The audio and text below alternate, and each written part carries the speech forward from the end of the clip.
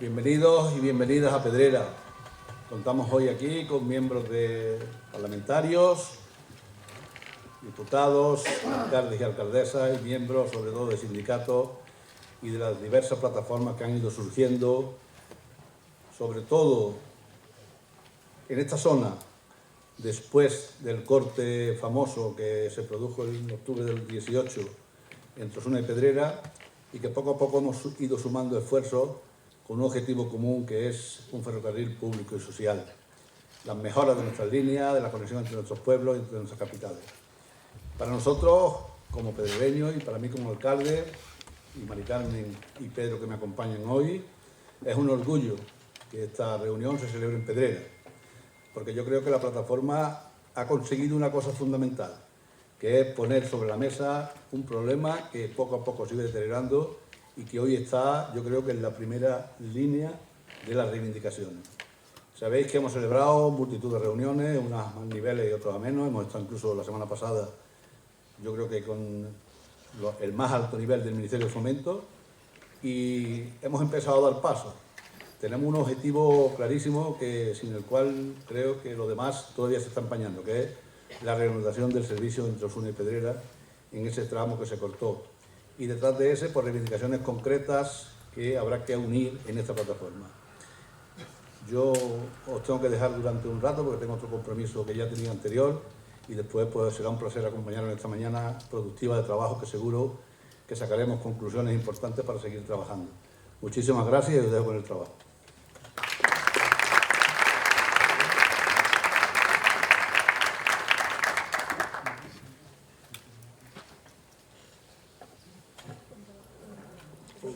¿Qué representa, no? Buenos días, vamos a ver. La primera ponencia la va a impartir Carlos Peña. Carlos Peña es uno de los portavoces de la plataforma Granada por el Tren, es miembro de la directiva de Facua Granada, fue uno de los fundadores de la asociación Amigos del Ferrocarril y ha sido uno de los organizadores de unas jornadas que se celebraron en Lorca sobre la problemática del tren en Andalucía Oriental y Murcia. Claro, el tren no conoce fronteras autonómicas. Entonces, es una persona que el tren le gusta desde niño y que ahora no solamente le sigue gustando, sino que entiende. Y él nos va a explicar el tema de los corredores mediterráneos.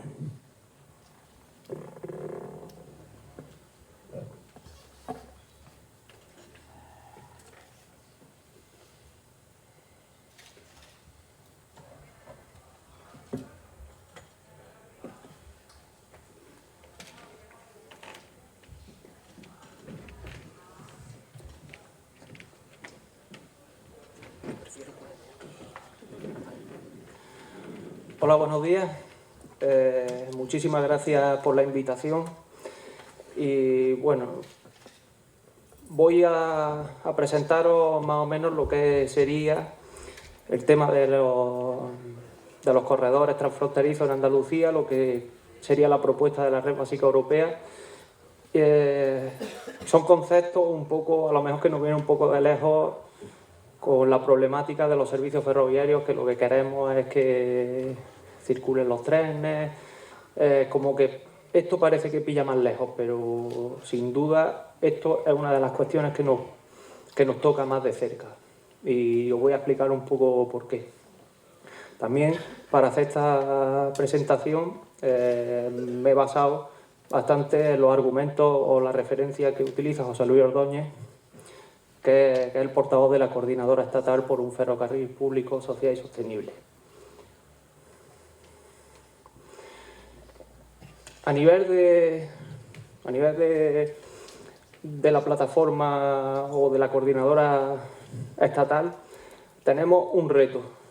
Es decir, Granada por el Tren, junto a otras plataformas, nos planteamos que hay que hacer un poco, o si se puede decir, girar la política del gobierno en materia ferroviaria. Entonces, el reto principal es hacerlo girar, entre otras cosas, basándonos en lo que dice Europa, en los reglamentos y en las cuestiones planteadas desde la Unión Europea. Tenemos un reglamento de 2013, donde habla de unas orientaciones para la red de transporte y el reglamento también del mecanismo Conectar Europa, con un objetivo, que es reducir las emisiones de gases de efecto invernadero en un 60% en el horizonte de 2050.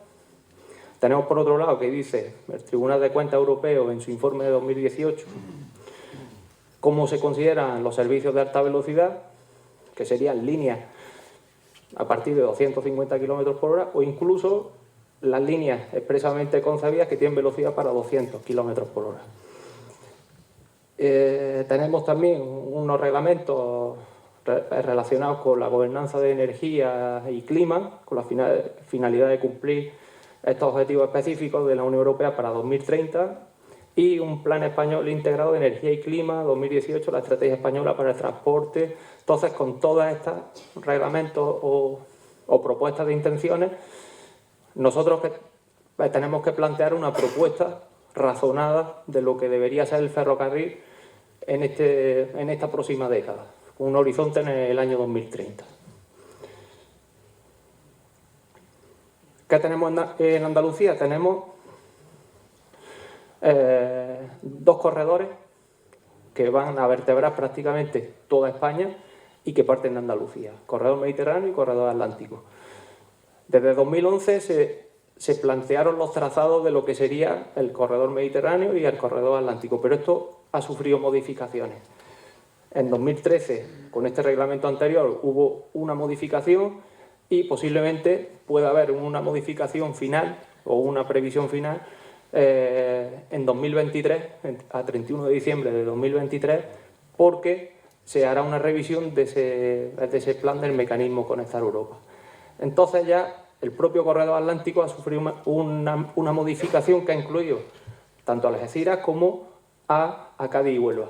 Quiere decir que prácticamente el territorio andaluz completo está cubierto por esos dos corredores ferroviarios. Y habría algunas líneas o algunos proyectos donde se podrían incluir en esta posible red básica europea.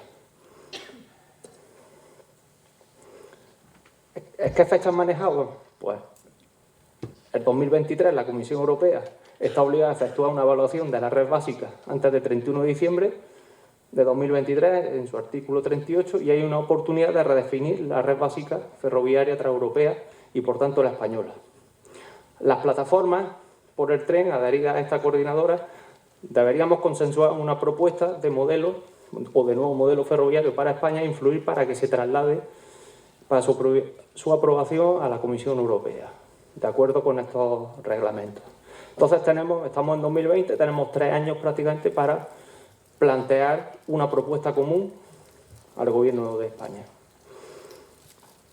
Ahora mismo, ¿qué es lo que tenemos actualmente? Vamos a hacer un poco una fotografía, ¿no?, de lo que es el transporte por ferrocarril en España, donde, cogiendo los datos de 2018-2019 de viajeros por ferrocarril, tenemos, porque las estadísticas son un poco complejas, o se asignan viajeros a unos corredores a otros, unas maneras, pero entre 1.300.000, 1.658.000 viajeros diarios por vía normal, en cercanías regionales y larga distancia, y unos 80.000 a 85.000 viajeros diarios por alta velocidad, por vía de alta velocidad, AVE y Avant. Las inversiones y los gastos en mantenimiento suponen una relación de casi 10 a 1 a favor de la red de alta velocidad. Quiere decir que se lleva tanto la inversión como el mantenimiento una red de alta velocidad que, si se puede decir, es para menos viajeros, es decir, es para la minoría.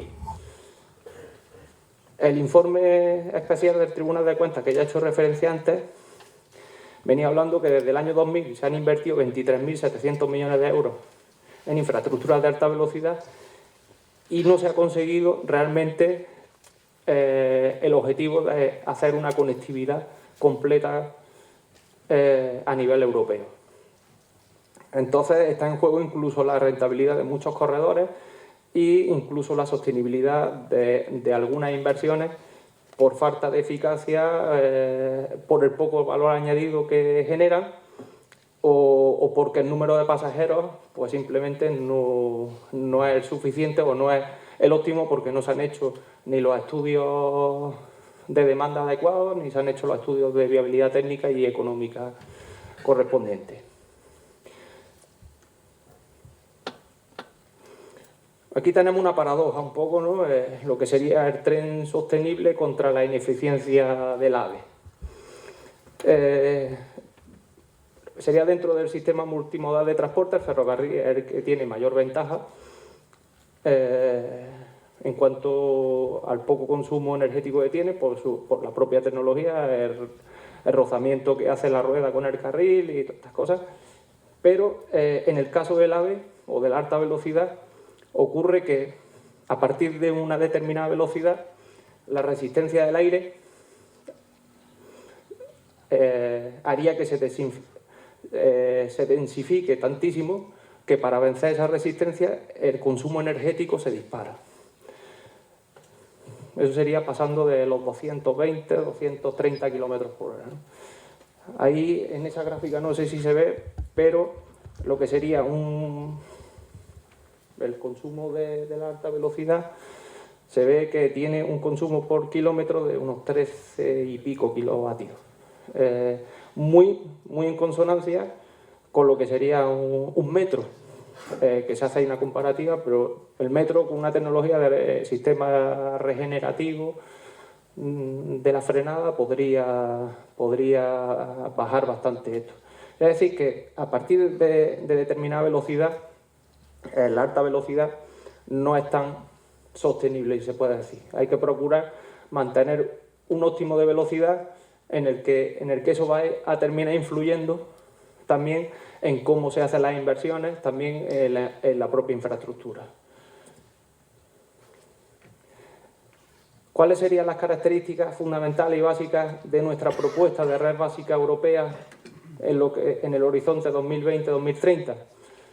En líneas de tráfico mixto para todo tipo de trenes de viajeros y de mercancías, es decir, que las vías sirvan para que circulen todo tipo de trenes, no unos trenes de alta velocidad por un lado y otros regionales, sino que sea todo para todo tipo de tráfico. En donde sea posible, por la capacidad que tenga, que sea doble vía electrificada en corriente alterna, aunque la electricidad que estén en continua también podrán mantenerse, ya que hay tecnología para que el propio material móvil pueda circular con ambas tensiones. Líneas dotadas de sistemas de gestión de tráfico europeo, RTMS, pudiendo utilizar como respaldo de seguridad los sistemas de señalización actuales o existentes ya. Este sistema permite la circulación de 443 trenes diarios, simultaneando trenes de cercanías, regionales, grandes distancias y mercancías. Velocidades medias del entorno de 165 km por hora en los trenes rápidos, donde la velocidad máxima sea de 200-220. Esta velocidad permite el equilibrio entre un uso razonable de la energía, una reducción de emisiones y, además, un tiempo de viaje óptimo. No hay tanta diferencia entre circular a 200 o a 280. Lo que se gana en tiempo es muy poco y el consumo sí que se dispara bastante más. Eso influye también en el propio sistema constructivo de la infraestructura.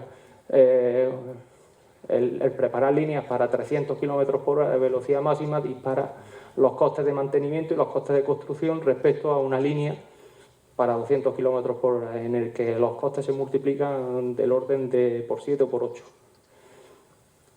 Líneas de ancho europeo, aunque los diferentes anchos también no serían un problema porque hay tecnología suficiente para hacerlo, pero el reto, lo mismo que si con la autovía o con la autopista no tenemos ningún problema en cuanto a pasar la frontera, puesto que la señalización es única y hay un código, si se puede decir, común a todos los países. En el sistema ferroviario es distinto, con la señalización y con el ancho de vía. Entonces hay que ir tendiendo a tener el mismo ancho para hacer, si se puede decir, autopistas ferroviarias que nos conecten con Europa directamente y que no haya rupturas.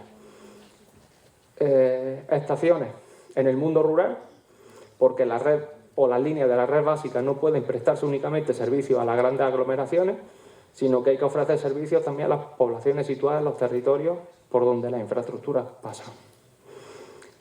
Estaciones en el centro de las ciudades para facilitar el acceso a las mismas, a pie, bicicleta y transporte público colectivo, intercambiadores de transporte para personas en las estaciones ferroviarias, ya que potencia la función esencial del sistema multimodal de transporte. Y plataformas intermodales ferroviarias para transporte de mercancías cerca de las ciudades, unidas a nodos de transporte, puertos secos y puertos marítimos. ¿Qué posibles debilidades nos podemos encontrar en este planteamiento? El modelo todo AVE, hasta ahora, en el que se ha efectuado una fuerte inversión en líneas de alta velocidad con importantes aportaciones de la Unión Europea, pero que no han hecho mejorar, si se puede decir, el uso que se hace del ferrocarril todavía en España, que todavía es bastante débil, lo que puede llevar a pensar que haya una posible falta de recursos económicos. Por ejemplo, sería el caso del túnel de Pajares, donde se está demostrando que se puede gastar hasta un 400% de sobrecoste y no pasa nada. Es decir, está presupuestado en el entorno de 1.000 millones de euros a haberse gastado 4.000 millones de euros y todavía no está puesto en servicio. Es decir, que por dinero, si se gasta bien, hay dinero. Tenemos, por otro lado, la escasa capacidad normativa de la Comisión Europea, donde no se puede intervenir todavía en la toma de decisiones sobre la construcción de la red básica, sino hacer, se puede decir, recomendaciones. Entonces, queda un poco al interés o al compromiso que pueda tener el gobierno de turno para llevar a cabo los planes. La colegislación sería otro, es decir, que hay muchas normas y algunas son contradictorias entre el Parlamento Europeo, el Consejo Europeo, la Comisión Europea, y el hacer avanzar muchas veces este tipo de cuestiones pues hace que pueda encontrar con más dificultades que facilidades. Y luego, por otro lado, el sector de la carretera y la energía, en las que actúan muchas veces no de la mano de llevar a cabo las políticas ferroviarias que estamos planteando.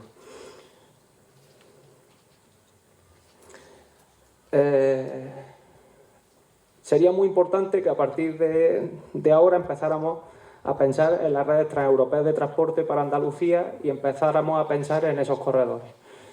De la manera en que seamos capaces de que esas políticas se trasladen a una planificación, vamos a poder disponer de una infraestructura adecuada para luego poder utilizarlas para todo tipo de tráfico.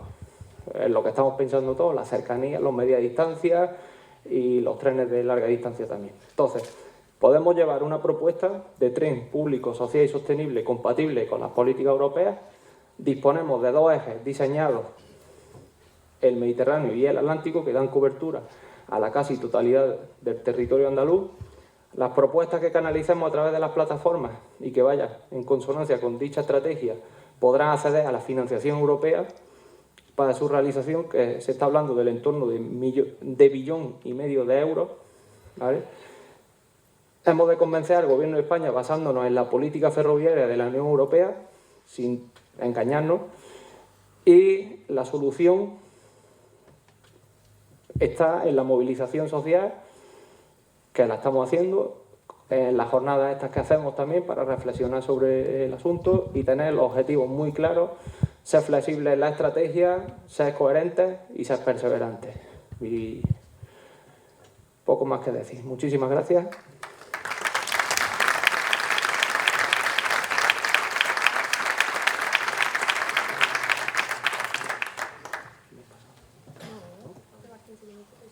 Perfecto. Pues si hay dudas, y si no, lo dejamos para más adelante. ¿Alguna duda? Es que he corrido mucho, a lo mejor. ¿No?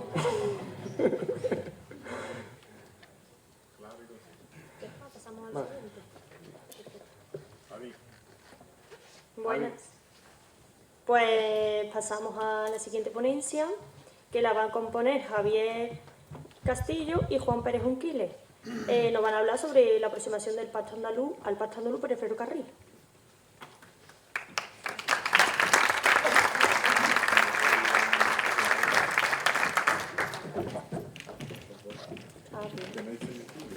No sé si se puede poner ahí.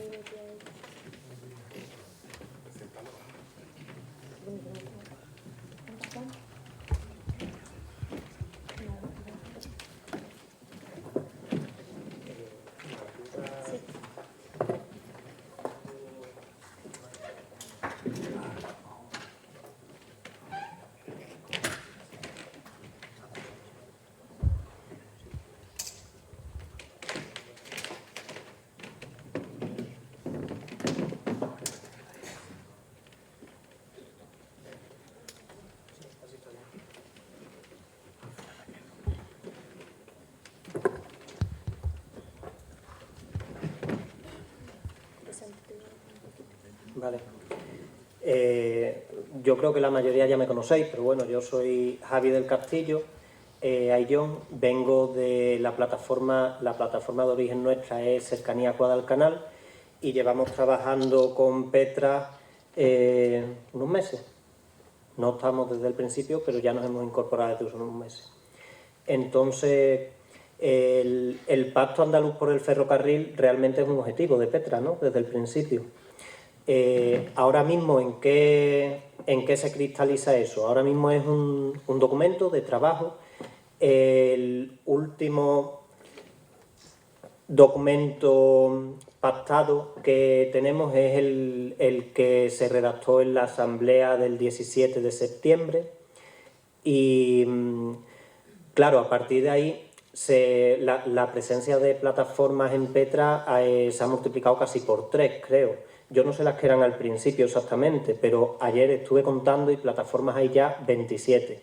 Además de otras organizaciones como Facua, Ecologistas en Acción o los sindicatos que están también desde el principio. Entonces, claro, esta es la lista que tengo de organizaciones que forman parte. A lo mejor falta alguna, pero veis que ya vamos siendo un grupo bastante nutrido. Entonces, claro, esto nos da muchas ventajas porque tenemos una capacidad de interlocución mucho mayor y tenemos mucha más fuerza que cuando éramos plataformas aisladas, cada una en nuestro municipio. He puesto aquí, me permitís que os enseñe esta imagen. Que seamos ahora tantas plataformas, de alguna manera también nos complica un poquito las cosas, sobre todo en nuestra organización, en la formalización de nuestras propuestas. ¿Qué teníamos cuando estábamos solo la plataforma de Guadalcanal? Creo que aquí se puede reconocer gente de todas las plataformas, porque creo que a todos nos pasa lo mismo. Pues teníamos una cosa muy sencilla de contar. Una situación muy estrambótica y una reivindicación barata, fácil de cumplir y que prácticamente solo hace falta voluntad política para llevarla a cabo. Este es el documento que tenemos ahora mismo de todos, ¿no? Aquí es donde tenemos el compendio más o menos de todas las plataformas. También faltan reivindicaciones. Aquí no están, probablemente faltan un 20-30% de reivindicaciones. Porque durante los últimos 10 días se nos han unido 7-8 plataformas. O sea, esto está tomando un ritmo importante. La propuesta de Guadalcanal, la imagen que era tan sencillita, pues creo que este está aquí. Entonces, claro, ahora mismo explicar qué es lo que queremos no es una cosa tan sencilla como para poderla sintetizar en una imagen, o por lo menos todavía no la tenemos sintetizada en una imagen, ni siquiera tenemos un documento pactado que lo defina tan bien como se pactó el 17 de septiembre. Ese es el objetivo y es uno de los motivos que yo veo más importantes de la reunión de hoy. Si no llegara a ese documento, por lo menos avanzar hacia él. Este es el mapa, creo que más correcto de los que he encontrado sobre que define nuestro sistema de cercanías a nivel de Andalucía y de medias distancias. Me parece que no está actualizado. Pero sí que se ve una cosa, por ejemplo, solo tenemos cercanías en las provincias de Sevilla, Cádiz y Málaga. Y son cercanías muy incompletos, hay muchos pueblos que se quedan fuera.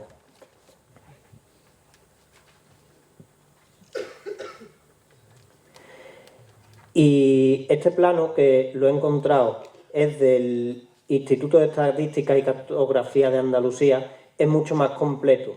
Aquí se definen todas las infraestructuras que tenemos. La alta velocidad está en rojo, las vías convencionales están en negro para pasajeros y mercancías, y después en gris muy clarito, que casi no se ve, están las que están o desmanteladas o sin uso. Ya no llega a decir cuáles son desmanteladas y cuáles sin uso. Creo que esto puede ser una base de trabajo para nosotros, donde vayamos plasmando gráficamente ese documento que es más complejo, aunque cada reivindicación por sí sola es muy sencilla de entender y muy razonable. Visto así, visto las 6-7 páginas de reivindicaciones, pues en alguna reunión nos han dicho que aquello parecía una lista de los Reyes Magos. Claro, ni se lo leen, ven un montón de puntos y pierde potencia, porque pierde sencillez la reivindicación. Entonces, yo creo que para volver a recuperar esa potencia tenemos que encontrar una forma de darle un orden, una organización general común a todas las propuestas. Yo la primera intuición que tuve fue dividir las reivindicaciones por provincia, pero claro, esto no es práctico, no es muy útil para entender conceptualmente lo que estamos haciendo, y además todas tampoco se pueden clasificar cada una en una provincia, porque la infraestructura es transprovincial, incluso transcomunitaria, ¿no? Hay muchas reivindicaciones de las nuestras que implican a gente pues de Barcelona o de Vizcaya o de Gijón. ¿Qué propuesta creo yo que sería la más sencilla de entender? Yo creo que lo suyo sería organizar las reivindicaciones en las que se pueden cumplir sin inversión en infraestructura, que resulta que son la mayoría, las que necesitan una inversión en infraestructura muy pequeñita respecto al beneficio directo que van a producir, y las que, aunque también son muy razonables y también vamos a defender, ya necesitan otra inversión en infraestructuras diferentes y no podemos aspirar a que estén cumplidas dentro de 6 meses, como es, por ejemplo, se me viene a la cabeza Fuente de Piedra. Pues Fuente de Piedra pasan los trenes por la estación y lo único que necesitan es que se efectúe una parada, ¿no? Como ha pasado en Aral, o el tramo de Pedrera a Osuna, que antes se ha comentado, que pasan los trenes también, y es un conflicto entre gobiernos lo que hace que no se puedan utilizar en condiciones esas infraestructuras. Pues esto es lo que yo quería exponer. Juan.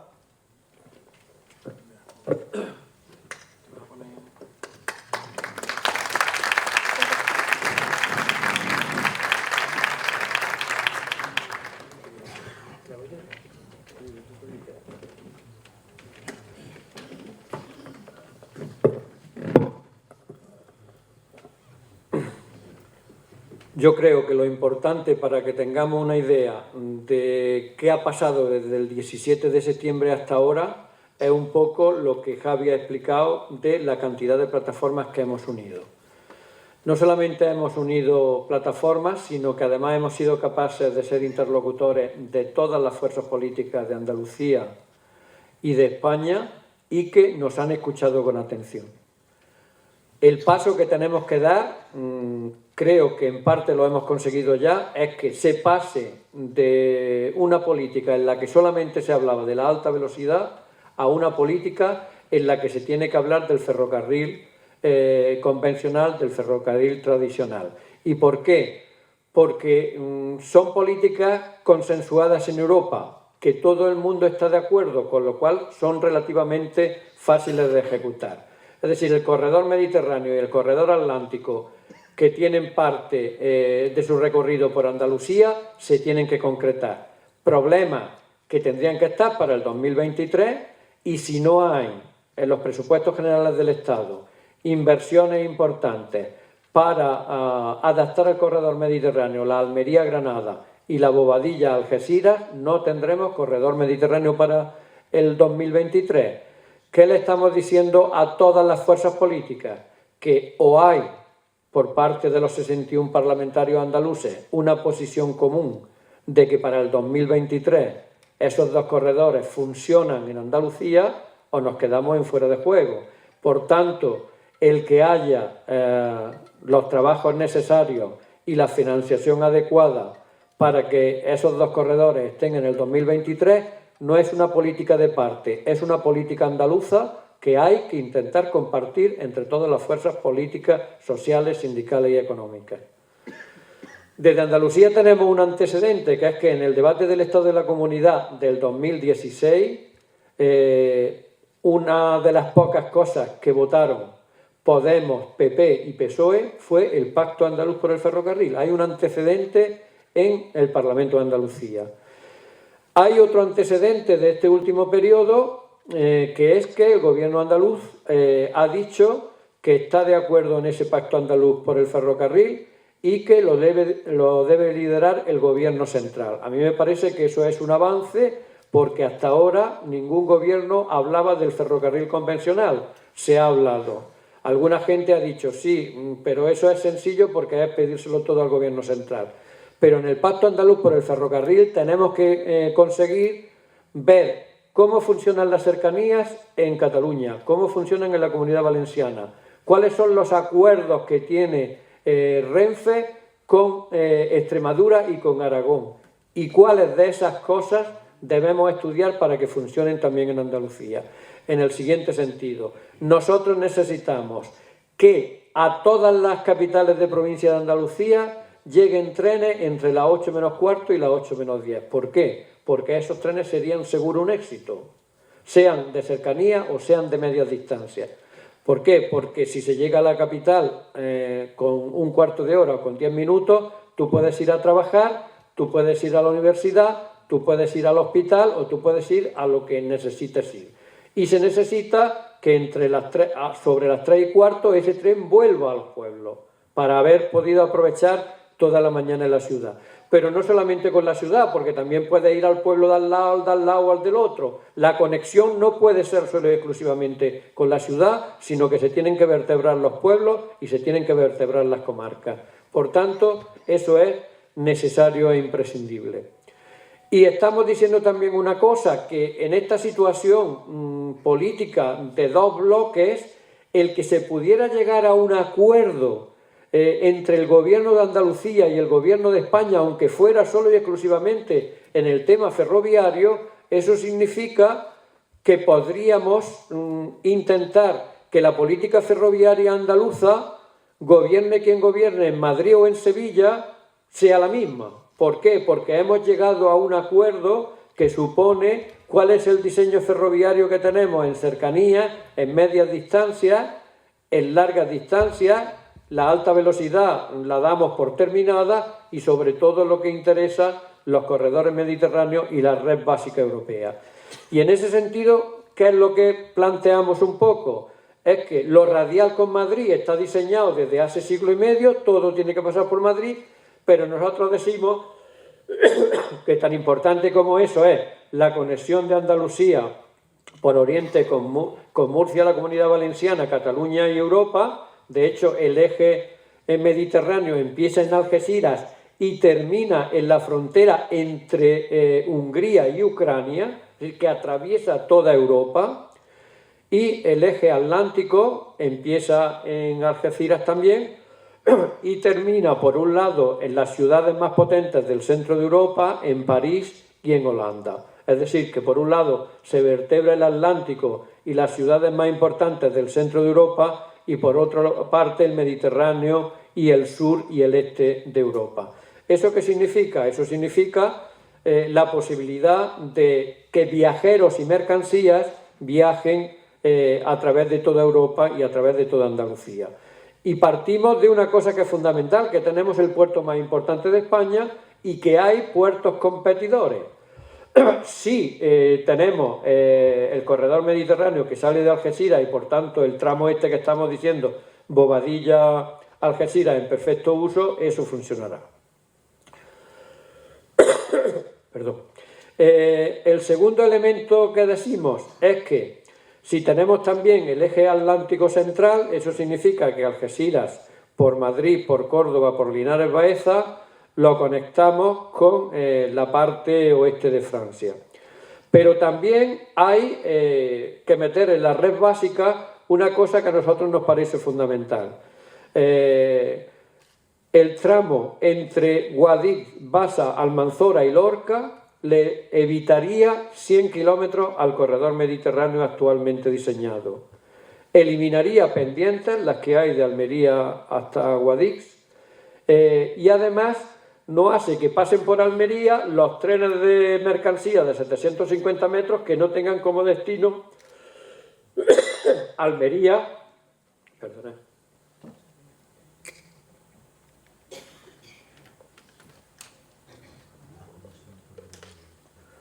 o los viajeros que no tengan como destino Almería. Entonces, si somos capaces de convencer al conjunto de los partidos políticos, que hasta ahora no están haciendo caso, si somos capaces de decirles, vamos a terminar con la política de ping-pong, que es que si yo estoy en el gobierno defiendo una cosa y cuando estoy en la oposición defiendo la contraria, y viceversa, y ponemos como ejemplo, y se lo pusimos al PSOE como ejemplo en la reunión de Madrid con el grupo parlamentario, es el bypass de Almodóvar. Cuando el PSOE estaba en la oposición, estaba en contra. Cuando llega al gobierno, lo recoge. Entonces, decimos que tenemos que tener criterios claros de qué queremos hacer con el ferrocarril en el futuro, y esos criterios claros nosotros decimos que en vez de ser política de confrontación, tiene que ser política de suma. Y que además nosotros nos ofertamos a hacer mediaciones cuando hagan falta. En ese sentido, ¿qué es lo que estamos diciendo? Que lo de Pedrera a Osuna hay que arreglarlo inmediatamente. Y arreglarlo inmediatamente es que haya una sesión de uso, desde nuestro punto de vista, por un año, que empiece a pasar los trenes y que en ese año se llegue al acuerdo definitivo. Y lanzamos también una propuesta que nos parece que es importante. ¿Qué se le tiene que ceder al gobierno central? ¿El trozo de los 9 kilómetros o todo el tramo entre Antequera y Marchena? Nosotros pensamos que el acuerdo debería ser de todo el tramo. ¿Por qué? Porque esa parte debería ser la parte del corredor mediterráneo entre Sevilla y Bobadilla, y hay que utilizar esos 77 kilómetros que están explanados con viaductos y con puentes para que se pueda utilizar como esa parte del corredor mediterráneo. Entonces, hay una serie de cosas que nosotros estamos poniendo encima de la mesa y que le estamos diciendo a los partidos políticos que deberían ser ellos los que se deberían estar estrujando la mollera para ver cómo hacen coincidir todos esos elementos que son fundamentales para una alternativa ferroviaria en Andalucía. Entonces, si conseguimos que haya cercanía, si conseguimos que haya media distancia, y ponemos un ejemplo de media distancia, es el Bobadilla-Córdoba, con 110.000 habitantes que hay en ese tramo. Y un ejemplo de corta distancia puede ser el Villa del Río, Palma del Río, Córdoba, o Córdoba, Palma del Río, Villa del Río. ¿Por qué? Porque son elementos que están ahí. Y habrá que ver incluso si algunas diputaciones provinciales participan en poner algo de dinero para que se hagan experiencias que demuestren que eso es posible y hasta es posible que sea rentable económicamente no al 100%, pero sí en lo que se da de transporte, de que se lucha contra el cambio climático, y entonces es el elemento central del transporte en el futuro. Ningún otro transporte va a ser como el tren en la lucha contra el cambio climático. Por tanto, eso va a ser central en la política ferroviaria de todos los gobiernos de cualquier tipo. Eso no tiene vuelta atrás, eso no tiene discusión. Por tanto, eso va a ser un elemento que va a obligar a fijar las políticas de todos los gobiernos y de todos los grupos parlamentarios en el debate de futuro. Y como decía Carlos, y ya termino, lo importante es que seamos capaces de hacer ese debate tranquilo y sereno entre todo el mundo, y que cuando llegue el 2023 el Gobierno de Andalucía, el Gobierno de España, los sindicatos, las plataformas, le digamos a la Unión Europea: hemos pactado este mapa ferroviario para la red básica europea que se tiene que ejecutar antes del 2030. Y por tanto, hay cosas de coyuntura como que se vendan los billetes que se tienen que realizar, porque además hay un acuerdo entre el PSOE y Teruel existe para que eso sea así. Hay que poner en marcha este tramo, hay que intentar que los trenes que pasan por pueblos y no paren, como es el caso de Fuente de Piedra, se concrete, que son reivindicaciones que se pueden hacer en 10 días o en 15 si se quiere, y hay que conseguir cuál es la definición global del mapa ferroviario de Andalucía que queremos. Y además sería una reivindicación que es netamente andaluza. Por tanto, haríamos Andalucía con ese mapa ferroviario.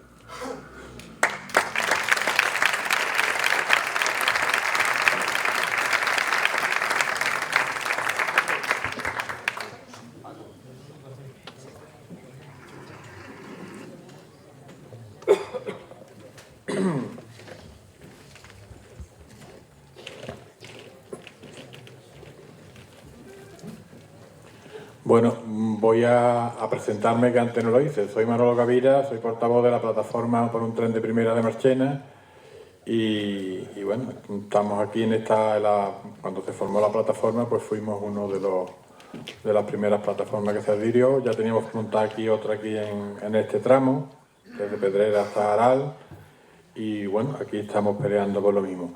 La persona que va a intervenir es Paco Casero. Para quien no lo conozca, pues una persona luchadora, sobre todo, que empezó en política pues con Franco vivito y goleando y matando, y que sigue en política, porque todo en esta vida es política, aunque no esté en ningún partido. Montó un sindicato, el Sindicato Obrero del Campo, del que fue dirigente, fue precursor de los movimientos ecologistas en Andalucía, y sobre todo ha sido precursor y gran responsable del desarrollo inmenso que tiene la agricultura ecológica en Andalucía, que es un referente a nivel europeo. Y él nos va a hablar desde el punto de vista ecológico de lo que significa el tren normal, como se ha titulado la ponencia.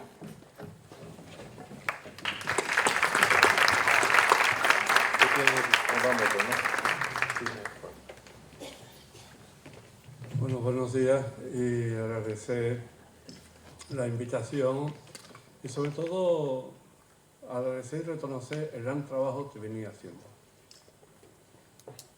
He tenido la oportunidad de escuchar las primeras intervenciones. Esto tiene que llegar a mucha gente en Andalucía.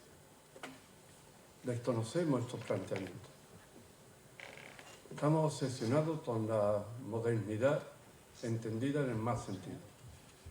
Decía el otro día en Andújar, en un debate por otro tema, y había un ponente, una persona prestigiosa en el mundo económico, que había venido de Madrid.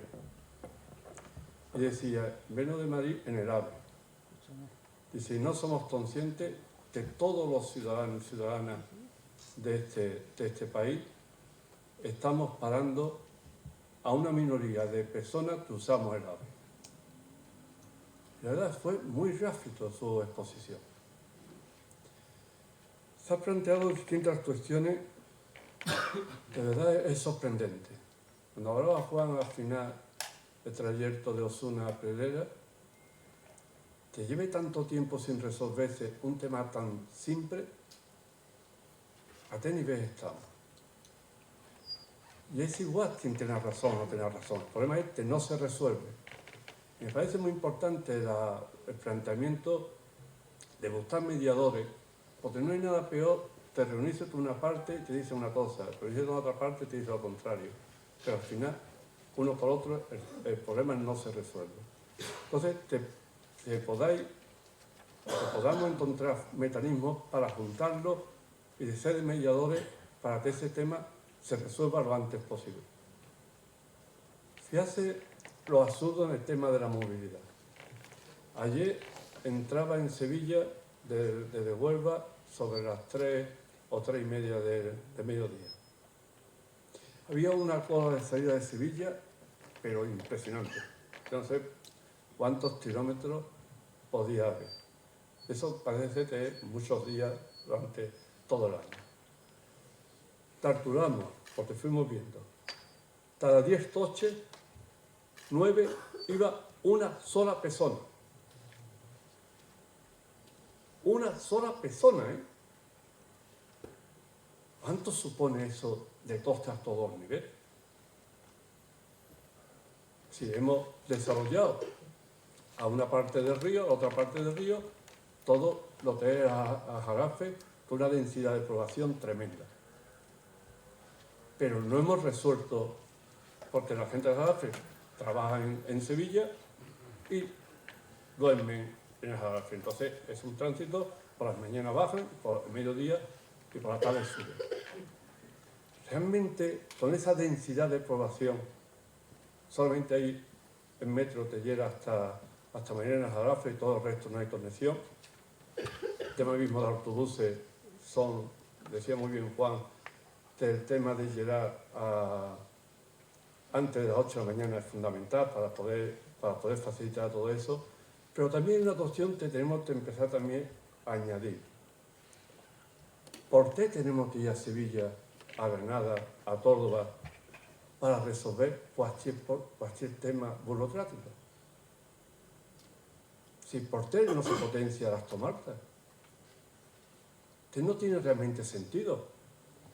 Ahora está hablando, todo el mundo habla de despoblamiento. ¿Sabéis que la mayor parte de las reuniones sobre despoblamiento se está haciendo en Madrid capital? Que tiene encima Madrid precisamente todo contrario al despoblamiento.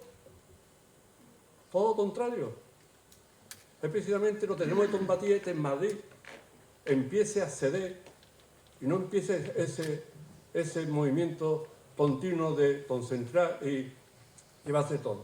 Que de estos días están los agricultores y ganaderos movilizando por el tema de los precios y de la paz, etc. Hay una cosa curiosa, y es que carecemos a veces de la información. Se habla mucho de si Andalucía se recibe mucho dinero, tanto en el sector agrícola y ganadero como en el sector de los trabajadores del campo. ¿Sabéis cuál es el municipio de España que recibe más ayuda de la paz y no está en Andalucía? Con una diferencia abismal. Madrid, ciudad, Madrid, municipio, tiene 101 explotación agraria y ganadera. 101. Y tiene solicitudes de paz con domicilio en Madrid de unas 10.900 solicitudes de paz. Te reciben más de 206 millones de euros. Entonces, la paz también está sirviendo para que la desigualdad territorial se siga incrementando. Por tanto, el tema de la movilidad y otro tipo de políticas es muy importante que de verdad estén en las mesas a la hora de tomar decisiones. Que no basta con decirlo. Es verdad que si se dice en el Congreso, en el Senado o en el Parlamento andaluz, se está avanzando. Pero aquí hay que fijarse en políticas realmente en el día a día que vayamos viendo. Si en las comarcas, por ejemplo, están las oficinas comarcales agrarias, que en vez de estar potenciándolas, estamos quitándole cada vez más personal, por tanto, con más problemas, y por cualquier gestión ante la administración, sea a través de esa oficina, otras oficinas, que hay a otro nivel, que estén todos juntados, y para qué hay que ir a Sevilla a resolver cualquier tema. Es un retroceso y sobre todo el coste que supone el desplazamiento de tanta gente, que a veces no lo valoramos.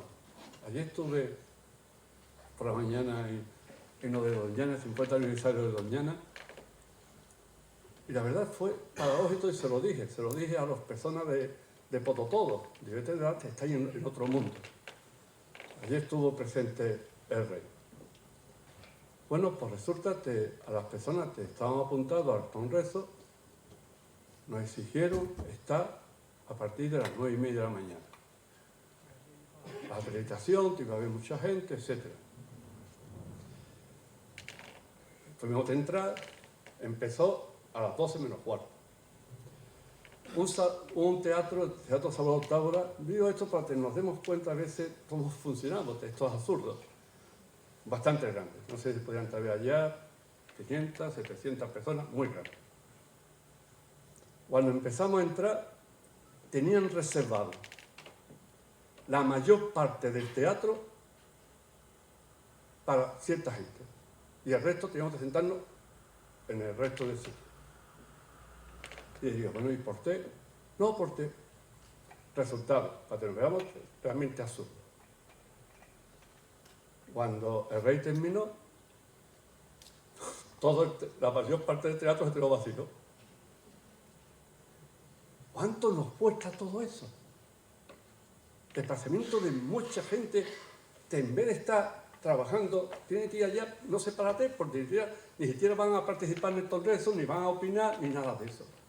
Entonces, el problema no es un problema a veces de falta de personal, sino cómo tenemos estructurada nuestra sociedad con un rendimiento muy bajo. Se pide una reunión, por ejemplo, las reuniones tienen que ser en Sevilla, porque no en los pueblos. Ahora se está tratando el tema del parto andaluz del agua, que no es un parto andaluz del agua, porque el Guadalquivir está fuera y el Guadalquivir representa el 80%, pero aparte de eso.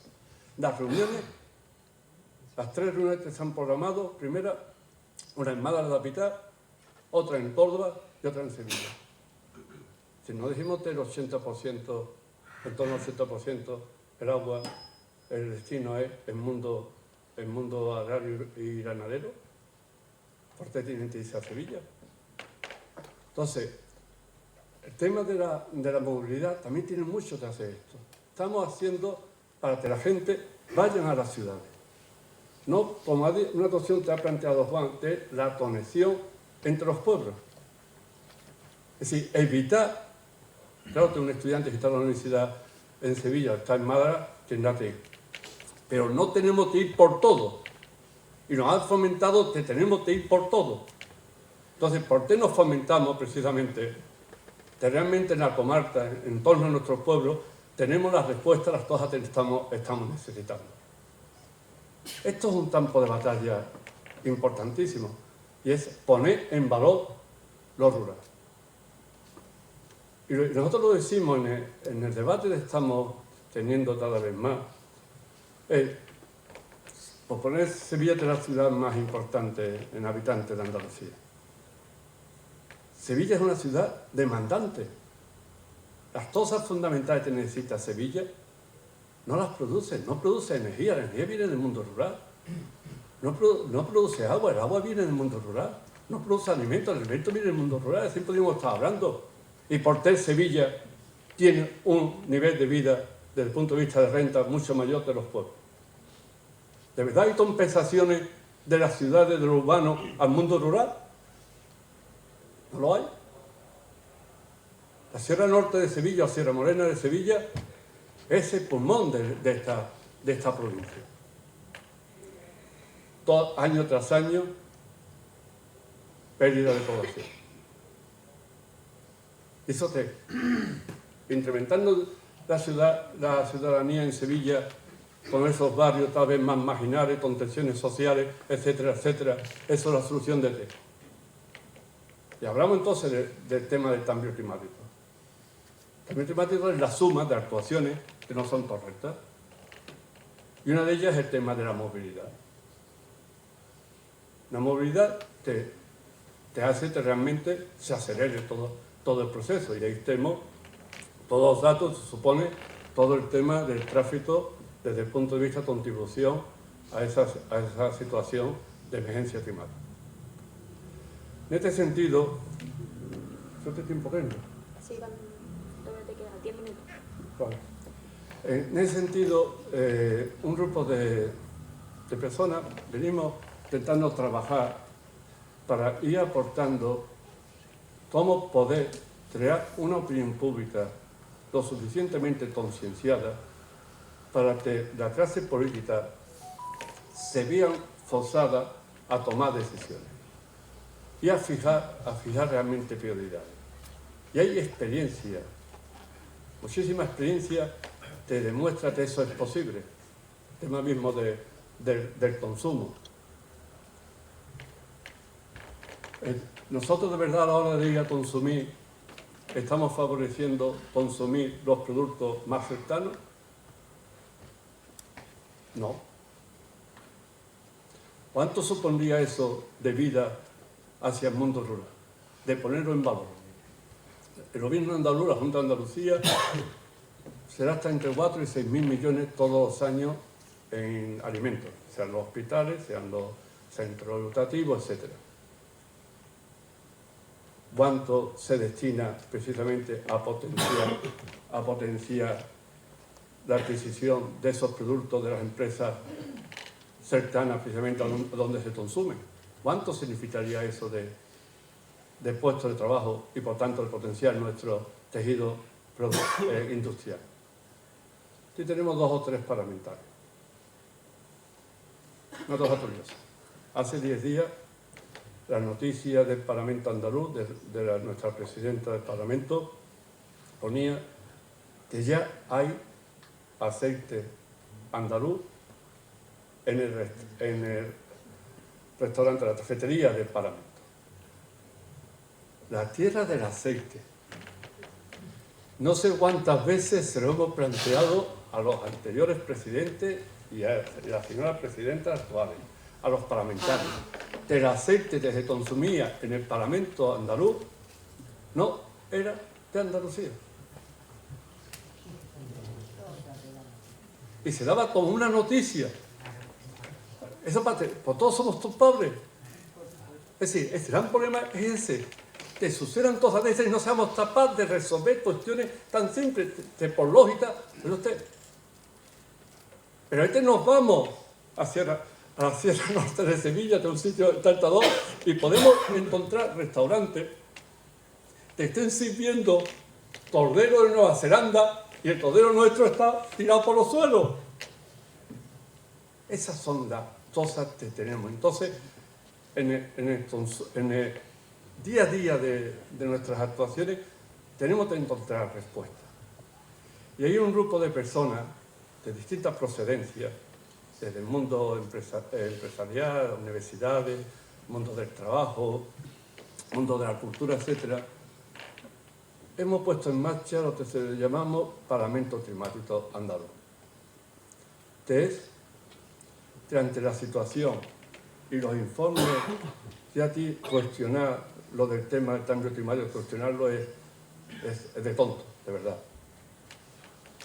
No solamente por todos los informes científicos avalados ya por más de 11.000 investigadores a nivel mundial, y el último, la semana pasada, de la Agencia Europea de Medio Ambiente, donde de forma contundente habla del tema de Andalucía, de las zonas más afectadas, donde va a cambiar muchísimas cosas, y las personas que tenemos ya una cierta edad, de unos 71 años, no solamente me tienen que decir los científicos, esto lo estoy viendo.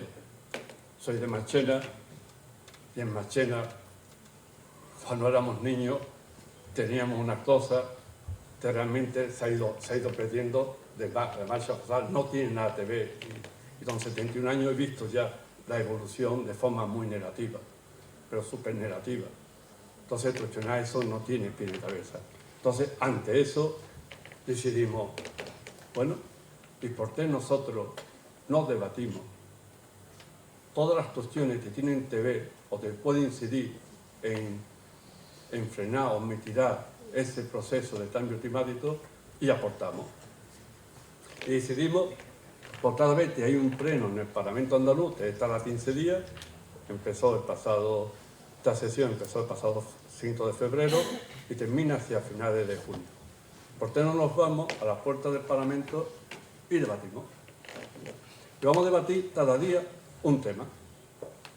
El próximo miércoles, bueno, nos reunimos a las 5 de la tarde, allá en la acera de la puerta del Parlamento, y hablamos. Y hablamos, y es completamente abierto. Y al mismo tiempo firmamos un escrito pidiéndole que se declare Andalucía de emergencia climática. Con toda una serie de compromisos, por tanto, de actuaciones. Próximo miércoles, día 19, vamos a hablar de la consecuencia o la influencia del sistema productivo en relación al cambio climático. Hemos invitado a 8 personas para que hagan la introducción, 4 mujeres y 4 hombres. Hablarán desde experiencia práctica del manejo de nuestro sistema productivo, a también a planteamientos con una visión de las repercusiones económicas, etcétera, etcétera. Y después se da paso a un debate.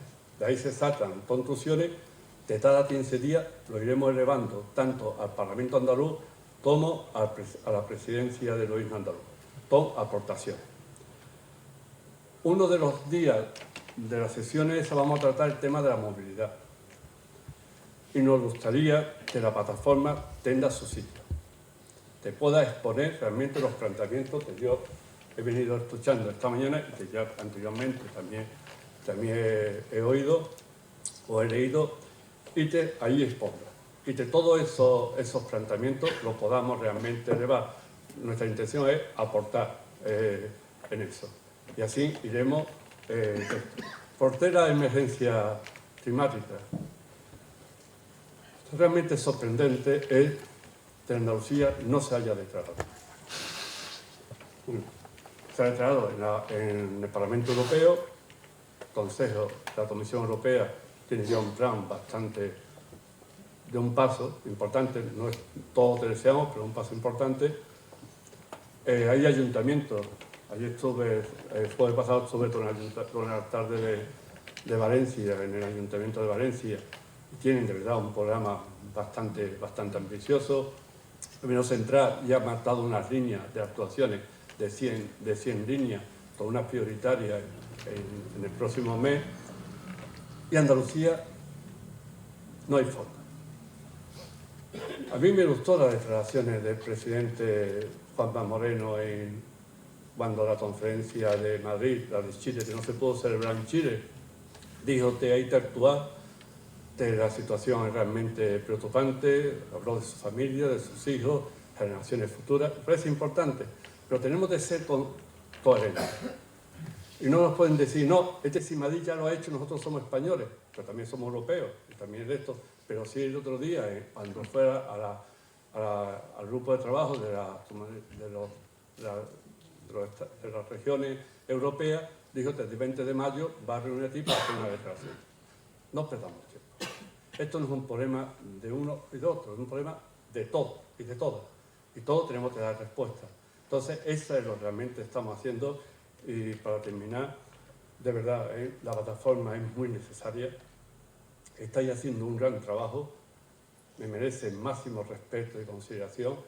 Y en lo que podamos, la Fundación Sabia, te nacimos un grupo de gente bastante heterogénea para ayudar a poner en valor lo rural. Estamos haciendo bastantes actividades en ese sentido.